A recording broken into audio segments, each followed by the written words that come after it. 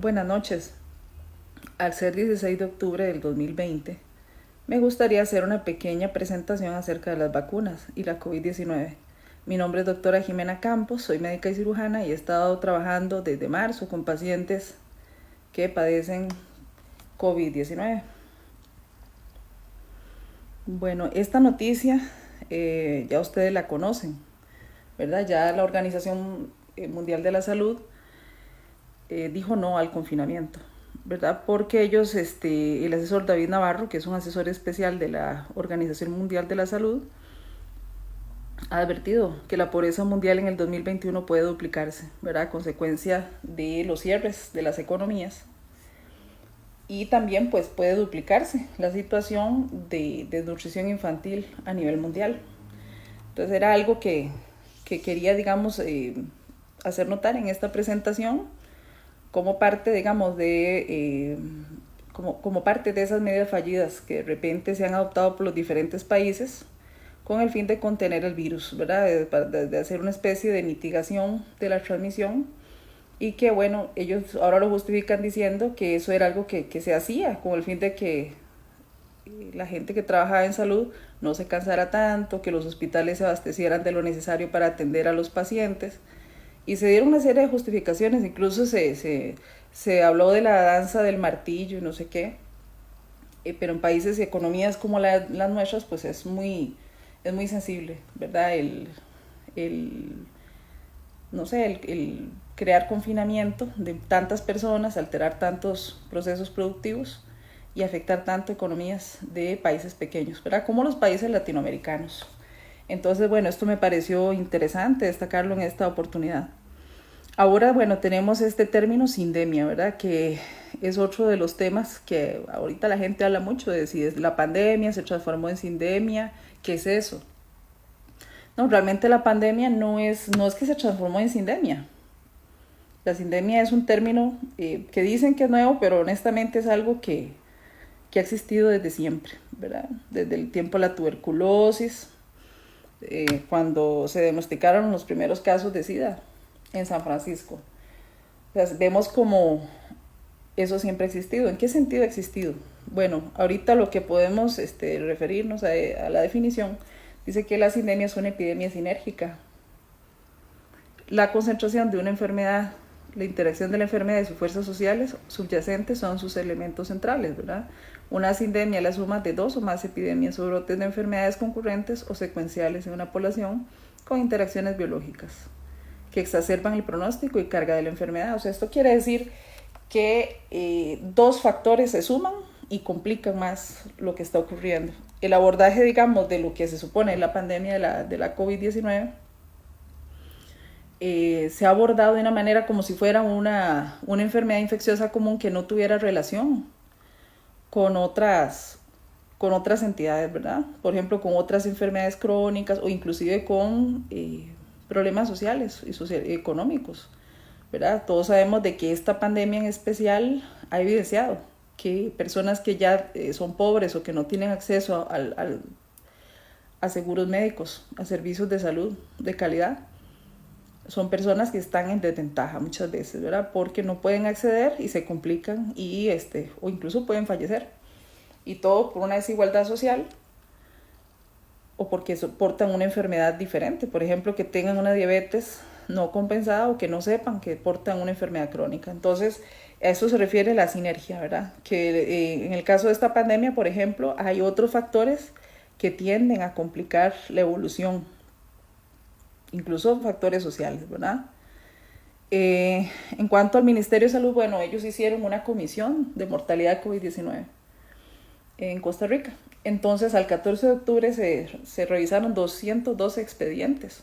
Eso es para revisar y tal vez como tratar de clarificar el asunto. Ahora, aquí en Costa Rica se estaba presentando que la gente se moría por COVID o con COVID. Entonces, digamos que alguien se moría en un accidente de tránsito y decían, bueno, le hacían la prueba, el hisopado y salía positivo y lo contaban como persona dentro de las estadísticas de fallecimientos por COVID-19, cosa que nos parecía muy raro. Entonces el Ministerio de Salud hizo esta comisión como para más o menos establecer cuáles realmente fueron fallecimientos que derivaron directamente de la COVID-19 y tal vez aclarar un poco el asunto. Entonces, en la revisión de estos 212 expedientes, vemos que el 90%, aparentemente, ¿verdad?, sí fallecieron por COVID-19.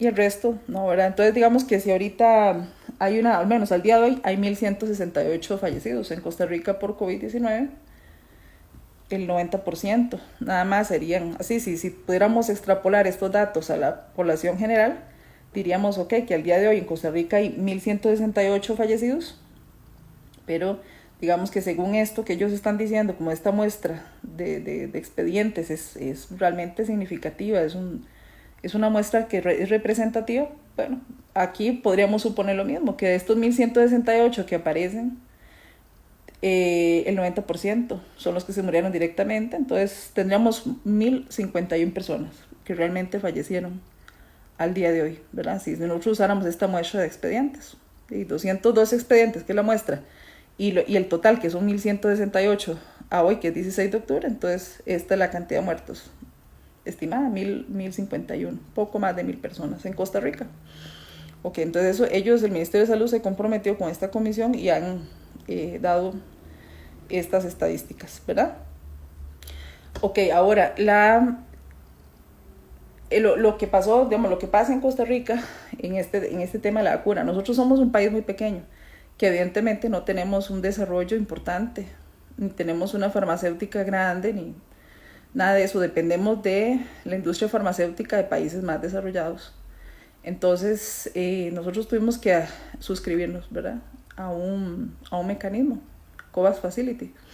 Costa Rica se adhiere a un mecanismo para obtener vacuna contra la COVID-19 para más de 1 millón de habitantes. El Estado deberá hacer un primer adelanto de pago de poco más de $6 millones durante el mes de octubre para tener acceso a través de COVAX a las vacunas desarrolladas contra la COVID-19.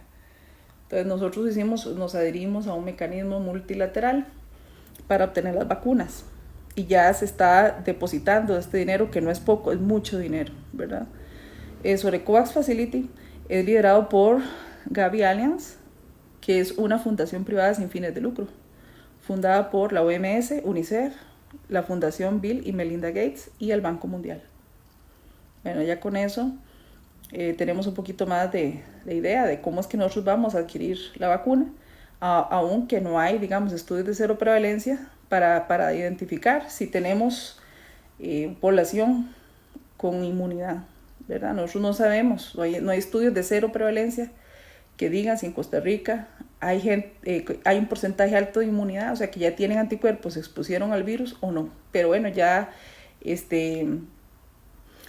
digamos, ya se hizo, prácticamente yo creo que ya tuvieron que haber hecho la cancelación de ese monto o está por hacerse, pese a que no están esos estudios y no hay una idea de quiénes son las personas que hay que vacunar. Al adherirse Costa Rica, tendrá acceso a dosis de vacunas candidatas como resultado de los compromisos de compra anticipada. A medida que las dosis de las vacunas candidatas y seleccionadas estén disponibles, el país tendrá la oportunidad de comprar vacunas aprobadas de los fabricantes. Ahora, bueno, esta es una diapositiva muy interesante de cómo ha estado la mortalidad de Costa Rica desde el año 2015 hasta agosto del 2020. Ahí vemos, digamos, que en 2015 casi 25,000 personas fallecieron en Costa Rica. En el 2016 mantuvo parecido. En el 2017 un poquito más elevado, casi 25,000. 2018 pasó las 25,000 defunciones. 2019 bajó un poquito y este año hasta agosto iban en 11,550 defunciones. O sea que vamos como para hacer agosto, que ya pasó la mitad del año, pues es poca mortalidad realmente en el país, no ha aumentado. Entonces es un dato muy interesante. En cuanto al virus SARS-CoV-2, bueno, podemos decir, para definirlo un poquito, cómo es genéticamente, vemos que el genoma tiene una sola cadena de ARN monocatenario positivo. Esa es como la estructura que él tiene, ¿verdad? Se aisló su secuencia genética a partir de una muestra de paciente afectado por neumonía en Wuhan el 17 de noviembre del 2019. Lo que se aisló fue la secuencia genética. se dijo que en el 10 de enero del 2020 se había aislado el virus. Sin embargo, no hay evidencia de la purificación. En cuanto a postulados, ¿verdad? Postulados que sirven para saber si un microorganismo produce una enfermedad están los postulados de Koch de 1884. O sea, están a finales del siglo XIX. Que es válido para infecciones bacterianas. Estos postulados de Koch, ahorita digamos, hay mucha controversia si el coronavirus cumple los postulados de Koch, ¿verdad? Que sirve para saber si un microorganismo produce una enfermedad. Y mucha gente habla de eso, que si los cumple o no los cumple. Bueno, vamos a ver. Ustedes pueden ver aquí, digamos que hay 4 postulados. Entonces dice que el microorganismo, o sea, el SARS-CoV-2, tiene que estar siempre presente en los animales que sufran la enfermedad y no en individuos sanos. ¿Se cumple esto? No, ¿verdad? Porque es claro que hay muchas personas que no tienen síntomas, que supuestamente, ¿verdad?, tienen una PCR, que es la prueba diagnóstica, positiva. En el punto 2, el microorganismo debe ser aislado y crecer en un cultivo puro. ¿Se cumple? No, ¿verdad? Porque este virus no fue aislado y tampoco crece en un cultivo porque eso no es una bacteria. 3. Cuando dicho cultivo se inocula a un animal sano, debe reproducirse en él los síntomas de la enfermedad. Tampoco se cumple, porque ahí no todos desarrollan síntomas. Y 4, el microorganismo debe aislarse nuevamente de estos animales y mostrar las mismas propiedades que el microorganismo original. Tampoco, ¿verdad? Entonces, bueno, aquí hay un dibujillo, pero no se ve como muy claro. Ahí explica un poquito cómo es esto de los postulados de Koch, ¿verdad? Para demostrar que un microorganismo causa una enfermedad específica. Hay otros criterios que, digamos, como los de Koch son para bacterias, ¿verdad? Hay otros criterios de Rivers, que son de 1937, o sea, de las mediados del siglo XX prácticamente. Esto modifica los postulados de Koch, válidos en infecciones bacterianas. Esos son, los de Koch son de infecciones bacterianas. Estos, digamos, que se pueden aplicar a los virus y vamos a ver si se cumplen. Por ejemplo, el punto 1, aislamiento del virus desde el hospedador enfermo. Bueno, en este caso no se ha aislado el virus, entonces tampoco no se cumple. Para empezar, el virus no se ha aislado, entonces esto no se cumplió. Aislamiento del virus en cultivo de células, pues no, tampoco, ¿verdad? Prueba de tamaño por filtrado. Bueno, en esto, digamos, los estudios, la gente que ha revisado estudios no están seguros realmente de si esta parte, de estos procedimientos se hicieron correctamente, ¿verdad? Entonces no hay certeza de eso. En cuanto al punto 4, producción de enfermedad comparable cuando el virus cultivado es inoculado para infectar animales de experimentación. Entonces, aquí tampoco, ¿verdad?, no se ha demostrado que un microorganismo cause, o sea, que el virus cause la enfermedad. En cuanto al 5, aislamiento del mismo virus desde el animal de experimentación, tampoco. Y detección de una respuesta inmune específica contra el virus, tampoco, ¿verdad? Entonces aquí tampoco se cumplen los criterios de Rivers. Entonces, para concluir, realmente no se ha purificado ni se ha aislado el virus. Eso es algo que la gente pregunta si se ha aislado, si no se ha aislado. No hay evidencia de que se haya aislado el virus. SARS-CoV-2, por lo menos el SARS-CoV-2, ¿no?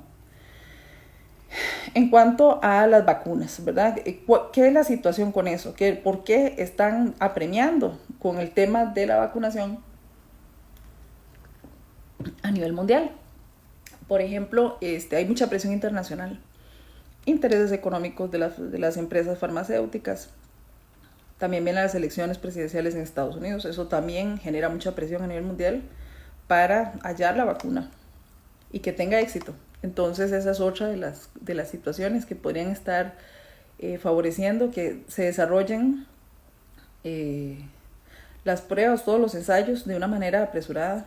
También el Fondo Monetario Internacional, ¿verdad?, que tiene los préstamos para cada país que necesite hacer las compras. Entonces eso también es parte de la presión internacional para correr por las vacunas, todo su dinero que se mueve. Luego las decisiones políticas, popularidad de los gobiernos, cosas de esas. O sea, todo esto juega un papel en la adquisición, en la necesidad de adquirir las vacunas, estén como estén, ¿verdad?, prácticamente. Luego reapertura de economías como la China, que ya los chinos están probando la de ellos, la vacuna de Sinovac. esa vacuna ya la están aplicando en personal de hospitales, en todo eso, ¿verdad? Y recuperación de la imagen tras la crisis sanitaria. O sea, muchos países necesitan comprar este producto porque necesitan recuperar una imagen de que se hizo, ¿verdad? Lo propio para restablecer el país y que se dejó atrás la crisis sanitaria y seguir adelante. Bueno, más del 60% de las enfermedades infecciosas que el médico advierte son producidas por virus. O sea, nosotros, vean ustedes que más de la mitad de las enfermedades que los médicos atendemos se producen no por bacterias, sino por virus. Entonces, la genética y el tratamiento, las vacunas, todo lo que se relaciona con virus pesa, ¿verdad? En la economía de las empresas que trabajan con productos, con vacunas, con todo, porque vean el porcentaje tan alto de enfermedades que tenemos que tratar. Y las infecciones, pues generalmente son procesos autolimitados que no tienen tratamiento. Dicen, bueno, pues sí, tienen un manejo probablemente de síntomas, muchos de ellos, no todo tiene tratamiento y tiene un periodo, pero vemos la importancia de esto, ¿verdad? De manipular un poquito o de tener un control sobre el material genético de los virus. Ok, aquí en Costa Rica, en septiembre, hubo una tasa R sub 0 para COVID-19. Ay, bueno, ya septiembre pasó, pero esta es la tasa que se registró en septiembre. La tasa R sub 0 es como decir la cantidad de personas que se infectan a partir de una persona enferma, ¿verdad? Entonces aquí vemos que el R sub 0 es de 1,0, o sea, prácticamente una persona enferma a otra. Así estaba la tasa. Esto fue estimado el 7 de octubre del 2020, pero en realidad es una tasa de septiembre, que supuestamente hubo una baja. Bueno, yo tengo una idea, digamos, de que eso no es realmente así, no es una tasa real, porque en Costa Rica no es un secreto que no hay suficientes pruebas. Ya no a todo el mundo se le hacen, y hay un problema para importarlas y toda la cuestión de mover esas pruebas y traerlas, importarlas a Costa Rica es difícil por la situación que estamos pasando a nivel mundial. Aparte que son insumos muy limitados, la producción, y hay alta demanda. Entonces digamos que las pruebas puedan estar disminuidas en el país y esta tasa sub 0 está subestimada. Porque eventualmente yo sí estoy atendiendo muchísimos pacientes con COVID-19 que están muy estables en sus casas y se bien que más bien ha aumentado la transmisión y esto no es verdad, ¿verdad? Me parece que es una estimación, está subestimada esa tasa, ¿verdad? Debe estar mucho más elevada. Hay una tasa R sub 0 en otras enfermedades, por ejemplo, vean ustedes qué bonito, en sarampión de una persona infectada se infectan 15 más, es una tasa bastante alta. En varicela, de una persona que está infectada o enferma 11 más. El VIH, de una persona que está enferma, puede infectar a 3.5 más.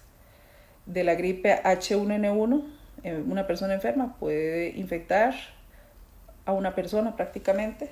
Y el coronavirus, pues de una persona infectada, normalmente esa tasa R sub 0 está de 2.5 a 3, o sea que una persona infectada puede infectar a 3, más o menos, ¿verdad? Esa es la tasa del coronavirus. Aquí, digamos, se puede, no sé, concluir de que una vacunación efectiva para coronavirus, pues no, se puede hacer efectivamente, realmente, porque la tasa sub 0 es baja. Si por ejemplo, en el sarampión cuesta mucho erradicarlo, ¿por qué? Porque la tasa es muy alta. Entonces habría que vacunar a un gran porcentaje de la población, pero en el caso del coronavirus es muy baja. Aquí tenemos, digamos, coronavirus, un R sub 0 igual a 3. Por ejemplo, sin vacunación tenemos a una persona infectada. Si no hay vacunas, pues infectan 3, que es lo que ya hablamos, ¿verdad? Vean ustedes cómo el coronavirus. Aquí abajo, vean en rojo. De una persona infectada se pueden infectar 3 más. Aquí lo vemos, sin vacunación. De una persona infectada tenemos 3 más. Ahora, coronavirus, para que sea, digamos, si hay vacunación, ¿cómo podemos llevar a un R sub 0 a 1? Digamos que una persona infecte a una sola, así. de una persona infectada. Ok, se infecta una nada más, pero ya habían 2 vacunados. Entonces, esta es la idea de la vacunación en la teoría, en lo que debería ser. Para eso se supone que son las vacunas.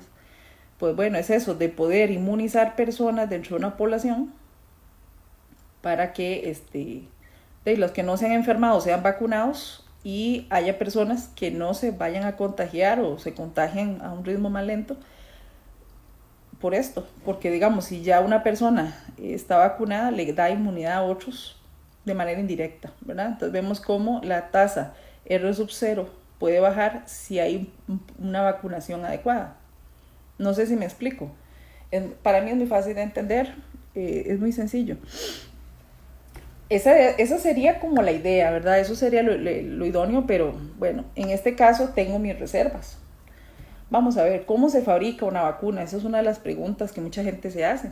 Lo primero es aislar el antígeno, ¿verdad? En este caso, el virus SARS-CoV-2. ¿Se ha aislado? Bueno, parece que no, ¿verdad? No hay evidencia de que eso ha ocurrido. Bueno, después se cultiva, se combina con un adyuvante. ¿Qué es un adyuvante? Adyuvante es como una sustancia que está en la vacuna que lo que hace es como estimular más la respuesta inmunitaria, ¿verdad? Entonces hay personas a las que les cae mal el adyuvante y pueden tener cierto tipo de reacciones muy, muy indeseables. Pero realmente se cultiva y se combina con el adyuvante desde antes de aplicar, pero obviamente en los cultivos para que esto pueda aumentar la respuesta inmunitaria del huésped y tal vez disminuir un poquito la posibilidad de hacer grandes dosis, porque el adyuvante puede ayudar a favorecer esta respuesta inmune y puede tal vez contribuir con reducir las dosis de la vacuna. Luego probar el virus con cultivos celulares, luego con animales. Esto es otro paso, ¿verdad? El virus hay que probarlo antes de que vaya a humanos en cultivos de células, o fibroblastos de pollo, hay material, huevo, no sé qué. Toda esa cuestión se prueba primero en virus de cultivos celulares y en animales, ¿verdad? En animales ahorita se está haciendo experimentación con macacos, que son unos monitos. Luego, bueno, siguen los ensayos clínicos en humanos. Y finalmente, bueno, se presentan los resultados, se hace una producción en masa de la vacuna y generalmente esto tarda años. Es un proceso que no se lleva meses, no se puede llevar meses porque se lleva muchos años entre fase y fase para garantizar la seguridad de las vacunas, no como en este caso que parece que va muy rápido. Bueno, en cuanto a un dato interesante, ¿verdad? ¿Por qué la vacuna contra el coronavirus se está probando en macacos? Bueno, se dice que más del 90% del material genético de estos monos se comparte con el ser humano. Sin embargo, yo les voy a decir una cosa, a mí puede ser que sí, que genéticamente tengamos mucho en común con el macaco, pero no somos macacos. Una cosa es el macaco, otra cosa es el ser humano, entonces ahí me queda como la duda. Recuerden que el genoma humano, ¿verdad? El genoma humano es diferente al genoma de los macacos y es muy diferente a cualquier otro genoma, pero no es solamente el genoma propio, el del macaco, el del humano, el que hay que comparar, ¿verdad? A ambos seres, ya sea el macaco o el humano, tienen microbiota, ¿verdad? Que es el tema que yo siempre les he insistido. Tenemos microbiota, que son las bacterias que normalmente tenemos en el organismo, son, por decirlo así, diferentes. La microbiota de un macaco debe ser diferente de un ser humano. Entonces no podemos decir que somos genéticamente ni similares, ¿verdad? Vean ustedes, tenemos más genes microbianos en nuestro cuerpo que genes humanos, ¿verdad? Nosotros tenemos, los humanos, solo 23.000 genes humanos, pero el conjunto de nuestros microbios alberga 3 millones de genes, o sea que nuestras bacterias nos dan una variedad enorme. Entonces las bacterias de un macaco, al ser diferentes a las de un ser humano, pues nos va a dar una abundancia de genes muy distinta. Entonces probar una vacuna en un macaco y en un humano, por más que ellos quieran justificar que esto es con el fin de superponer algunas fases y trabajar más rápido, esto no tiene ningún sentido. Desde mi punto de vista no tiene mucho sentido porque Un macaco es un animal muy diferente a un ser humano. En realidad ya ahí cambió mucho. Ya con solamente esta definición podemos ver que no es lo mismo un animal que un ser humano. Por ejemplo, incluso entre seres humanos, ¿verdad? Los seres humanos tenemos microbiomas muy variados, ¿verdad? Por ejemplo, vean esta noticia, Yanomami, los humanos con mayor variedad de bacterias. Ellos, digamos, son unos indios del Amazonas, que son una civilización muy aislada, que no han tenido contacto con hombres fuera de su tribu, y ellos han duplicado la cantidad de bacterias que tiene una persona del mundo occidental como nosotros, ¿verdad? Tienen una riqueza en bacterias y microorganismos que les confieren defensa contra infecciones, y son muy diferentes. De hecho, ya los del microbioma humano fueron a hacer experimentos ahí.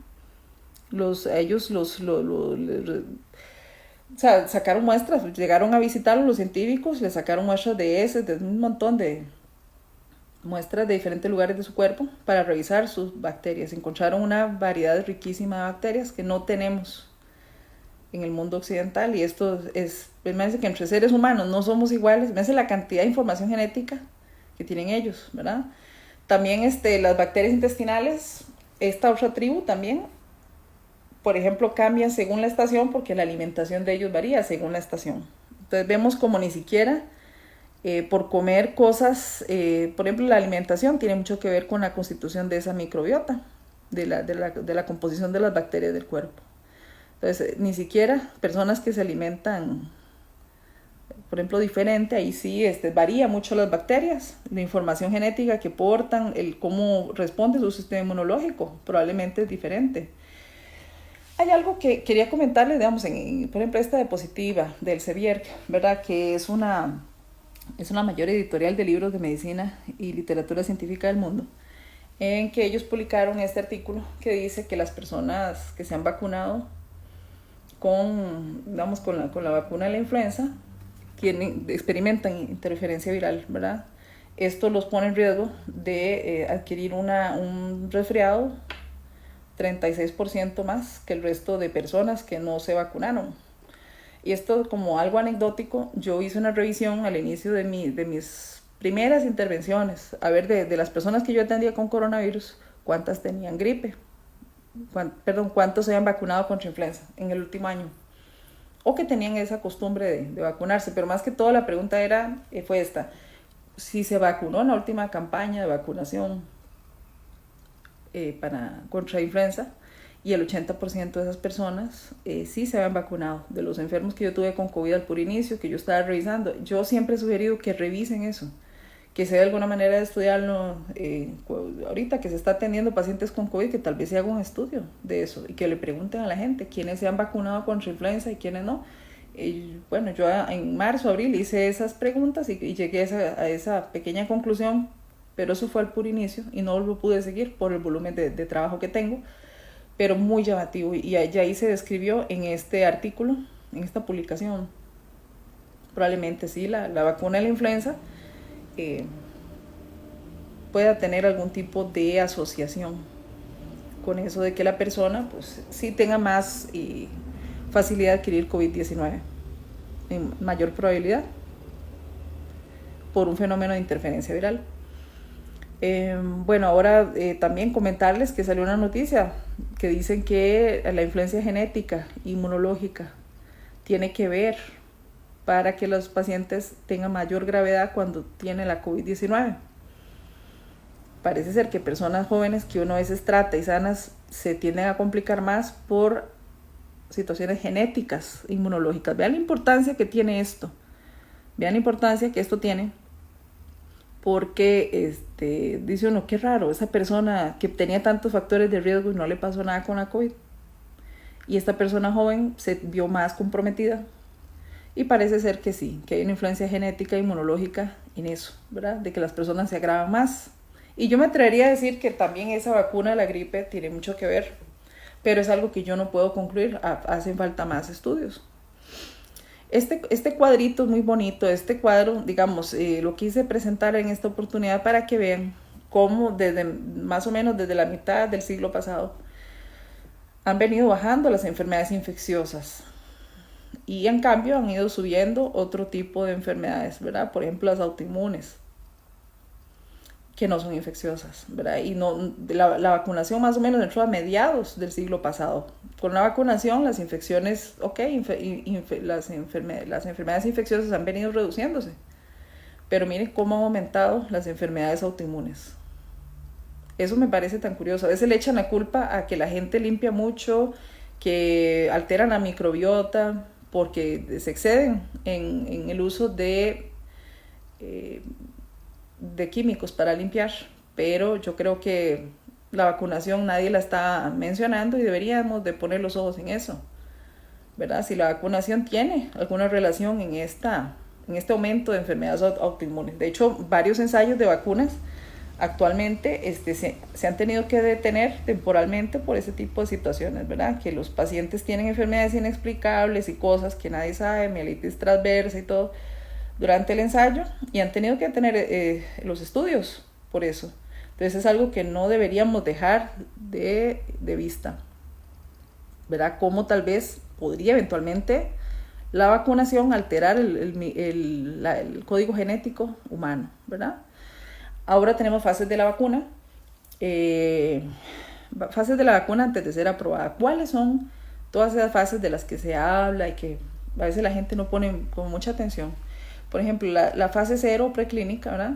Antes de cualquier prueba clínica, que es en humanos, las pruebas clínicas son en humanos. Entonces, antes de cualquier prueba clínica, el candidato a vacuna debe superar esta fase, que incluye pruebas in vitro y en animales. La vacuna debe demostrar que es segura y que funcionan los organismos animales. La fase 1, ¿verdad? Que es la fase, se aprueba, ya hice en humanos, es clínica, se aprueba en grupos de 20 a 100 personas sanas. Se estudia la seguridad y clase de respuesta inmune que genera, identificando posibles efectos secundarios y dosis adecuada. En la fase 2 el ensayo es mucho más grande, participan cientos de personas. Aquí se evalúan los efectos secundarios más comunes en el corto plazo, cómo evoluciona el sistema inmune, o sea, cómo es la respuesta celular y cómo todo eso se evalúa en esta fase. Entonces todo eso, a ver cuántos anticuerpos se contabiliza, cuánto se mide, cuántos anticuerpos hay en la población. Entonces se ve tanto la eficacia como la seguridad. Luego la fase 3, que es la más grande, que ya participan miles de voluntarios, que ya se exponen al virus, se compara cómo evolucionan las personas que fueron vacunadas respecto a las que no, y detecta posibles efectos que pudieran pasar desapercibidos en la fase 2, ¿verdad? Entonces no solamente detecta lo que es la reacción del cuerpo, la eficacia sería, cuántos anticuerpos hacen las personas, medir eso, si es eficaz, así como la seguridad, ¿verdad? Entonces, de todos esos efectos que no se vieron en la fase 2, aquí se pueden comparar y hacer observaciones, que es aquí donde muchos de los participantes, algunos de los participantes, de los muchos que van a los ensayos, tienen algunos problemas, como esto de las enfermedades que son inexplicables en esta fase 3. Y luego la fase 4, bueno, ya que han sido probadas y el objetivo es seguir recabando la información. O sea, puede durar años incluso. Esto es la fase que ya probablemente están comercializadas incluso y se empiezan a poner en la población. Y también hay efectos secundarios algo infrecuentes que pasaron desapercibidos en las fases anteriores. Pero bueno, aquí en la fase 4 esto puede tardar años. Aquí, digamos, es incierto cuando una vacuna da un efecto a largo plazo, por ejemplo. Puede ser que ocurra en esta fase, que se puede llevar tanto tiempo. Aquí nadie sabe qué puede pasar. Tal vez a corto plazo uno dice, sí, mira, le dio ronchas o le dio fiebre o dolor localizado en el brazo donde le pusieron la vacuna. Esos son a corto plazo, pero en la fase 4 es donde pueden salir un montón de problemas. De hecho, yo he conocido personas que han demandado al Estado costarricense por enfermedades degenerativas. Por eso, porque han tenido consecuencias producto de alguna vacunación contra influenza, por poner un ejemplo. Ahora, bueno, aquí hay algunos proyectos de vacunas actualmente para COVID-19 en la fase 3, ¿verdad? Por ejemplo, está la vacuna experimental Sinovac Biotech, que es Biotech, que es de China. Esta es una vacuna que ya está en fase 3. Luego está la ChAdOx, para COVID-19 de la Universidad de Oxford y AstraZeneca de Reino Unido. Después está la vacuna desarrollada por la compañía Moderna en Estados Unidos. Luego está la Sputnik de Rusia, que fue la primera que salió, que aparentemente pues no se han registrado efectos adversos importantes ni nada de eso, pero bueno, no completó fases. Y por último, la que es probable que compren en Costa Rica, que es la de Pfizer y BioNTech, que es de Estados Unidos y una empresa alemana, que es esta, que no sé el nombre, es BNT162B2. Esta sería la de Costa Rica. Entonces, muy interesante esa vacuna. Esa sería la que aparentemente van a comprar aquí.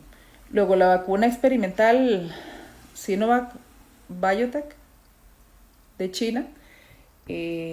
Bueno, podemos decir que esta vacuna, por ejemplo, para caracterizarla un poquito, es que trabaja con un virus inactivo. Un virus inactivo se inocula, el sistema inmunológico lo reconoce y genera anticuerpos. Entonces, estamos trabajando con un virus completo, aparentemente, pese a que no sea aislado. Qué raro. Por estar completo, se cree que podría dar más tiempo de inmunidad. Y bueno, se está aplicando actualmente y se hacen 2 dosis separadas por 28 días. Se está aplicando sin concluir los ensayos. Luego, finalmente, bueno, esta Chadox, que es de la Universidad de Oxford y es AstraZeneca, Reino Unido, es un adenovirus atenuado que contiene proteína S spike, ¿verdad? Entonces, aquí entiéndase que es un adenovirus, es un vector, o sea, se agarra un adenovirus, se le saca todo, se deja solamente, la envoltura, se vacía el virus del adenovirus y se le mete una proteína S. Por eso se llama vector viral no replicativo. Ok, este adenovirus es de chimpancé, que presenta la proteína S al ADN de las células para que lo reconozcan y hagan anticuerpos. Ese es como el mecanismo, es un mecanismo nuevo.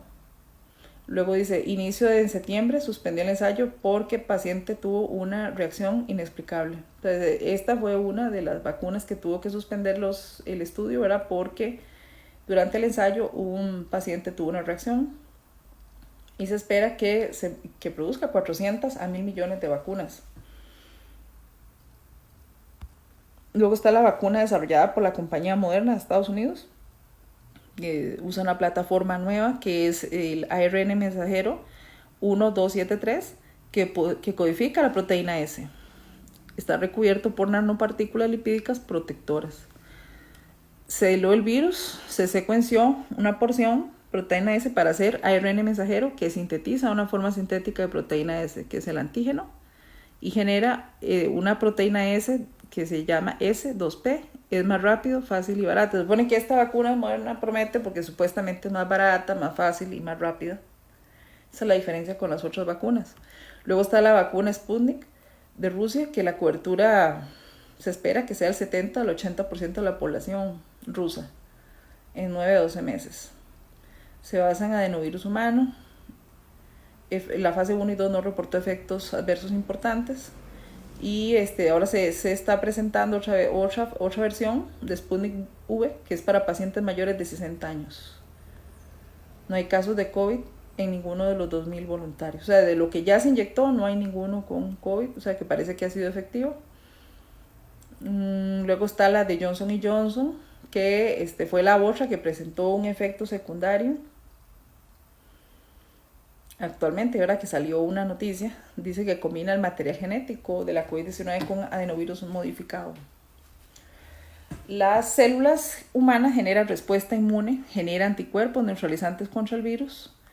Y es esta Johnson Johnson es como el que ha reunido la mayor cantidad de personas en el estudio, que en fase 3, digamos que el número de participantes fueron 60.000 o son 60.000. Y bueno, ahorita tuvieron ensayos por un paciente también con una enfermedad inexplicable. Luego está la que nosotros en Costa Rica vamos a adquirir, que aparentemente, bueno, es esta, de Pfizer, que bueno, según lo que se sabe de los estudios, previno la infección pulmonar en el 100% de los macacos rhesus desafiados con SARS-CoV-2, sin que se detectara ARN viral en el tracto respiratorio inferior de los animales. Entonces parece que ha habido eficacia y seguridad en la vacuna, aparentemente. Bueno, entonces ahora los procesos de investigación arrancan lo antes posible y muchas fases se ejecutan en paralelo, abandonando el esquema lineal. Pero hay que tener claro que las fases no se están acortando, simplemente se están superponiendo, que era lo que hablábamos al inicio, de que las fases, para que puedan, digamos, ser más rápido y sacar esto en una carrera, están superponiéndolas, están como, mientras, digamos, las están haciendo los ensayos, ya muchas casas farmacéuticas las tienen listas, ya las fabricaron. Vean ustedes cómo es de deficiente el asunto. Lo preocupante de esto, ¿verdad?, es que el organismo humano, o sea, puede ser que la tecnología esté avanzada, pero el organismo humano no trabaja igual. No trabaja igual. Entonces, ¿qué quiere decir esto? Que probablemente vamos a hacer los conejillos de indias para probar si todas estas opciones de vacunas van a funcionar o no. Eso no se sabe, ¿verdad? No se sabe. Porque desgraciadamente es así. Ahorita, digamos, uno puede ver las opciones que hay. Todas tienen diferentes mecanismos, muchas de ellas. De hecho, hay más de 200 o casi 200 proyectos a nivel mundial de vacunas. Que hay algunos más sobresalientes que otros, o que van más avanzados, o tienen mayor financiación, o tienen más importancia económica o política, y por eso digamos que son las más publicitadas, pero hay un montón de proyectos de vacunas. Y por más que corran, la fase, yo creo que sí, no se está respetando el tiempo que debería de llevarse cada fase, ¿verdad? Entonces en este caso, no sé, será el tiempo el que diga en cuanto a los efectos a largo plazo, qué va a pasar con los organismos humanos. De hecho, ya las casas farmacéuticas quieren como tirarle la responsabilidad a los gobiernos para que sean los que indemnicen cuando las cosas no salgan tan bien, ¿verdad? Hay algunos ejemplos de vacunas fallidas. Claro que sí han habido vacunas que no han salido como se esperaba, ¿verdad? Por ejemplo, uno de estos ejemplos, puse tres nada más como para ilustrar. Esta vacuna Dengvaxia era una vacuna para combatir el dengue. Esto es del 2014. En muchos países, digamos, se le dio el registro sanitario a Sanofi Pasteur para que comercializaran la vacuna. Sin embargo, durante los ensayos sí se había determinado que había un riesgo para un sector de la población que se iba a vacunar con esta vacuna. Y bueno, se observó que no era recomendable vacunar niños menores de 7 años con esto, ni tampoco población que no hubiera tenido dengue, ¿verdad? Porque aumenta en 7.5 veces la probabilidad de dengue grave en estas personas. Entonces, pese a que se sabía de esa situación, se le dio registro en muchos países.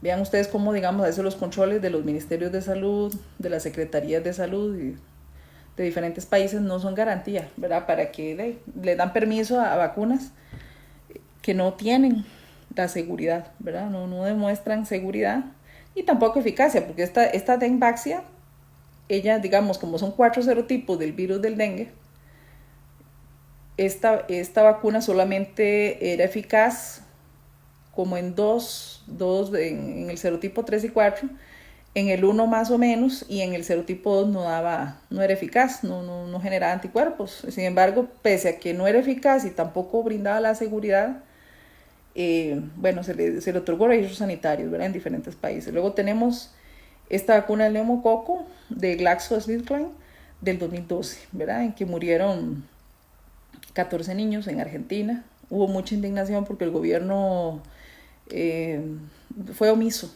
y estas personas de GlaxoSmithKline fueron multadas por esto, porque ellos provocaron la muerte de estos niños en condición de pobreza, y ellos, el gobierno se hizo del maje, como por decirlo así, y estas personas fallecieron, todo por una vacuna del neumococo que estaba haciéndose, y los agarraron de conejillos de indias. Eso es un antecedente muy lamentable, a ver cómo a los gobiernos no les interesa muchas veces, ¿verdad? Y en el caso de Pandemrix, es también de GlaxoSmithKline, que es del 2009, que fue el caso de cuando ellos hicieron la vacuna del H1N1, que hicieron 3 tipos de vacunas. Bueno, esta vacuna estaba hecha tenía un adyuvante muy, muy polémico. Entonces resulta que muchos niños, 1.300 adolescentes, no solamente eran adolescentes, eran niños también, cuando les pusieron esta vacuna desarrollaron narcolepsia, ¿verdad? Que es una enfermedad que las personas se quedan dormidas durante el día y es incapacitante para ciertas actividades. Entonces estos niños quedaron así de por vida. De hecho, el Parlamento sueco acordó, ¿verdad? Que sí se debía, que no podían hacer vacunaciones obligatorias en Suecia. Esto pasó en Suecia. Y tuvieron que indemnizar a estos muchachos. No fue la indemnización que esperaban tampoco, pero y de ahí fue uno de los efectos de esa vacuna. Pese a que habían 2 vacunas más de esa misma casa farmacéutica, esta fue la que dio el problema. Se cree que por el adyuvante. Entonces vean como si hay antecedentes de vacunas que no han sido por precisamente hacer las cosas a la carrera o haciéndolas bien, pero se ignoran o se hacen los majes. Pasa eso, ¿verdad?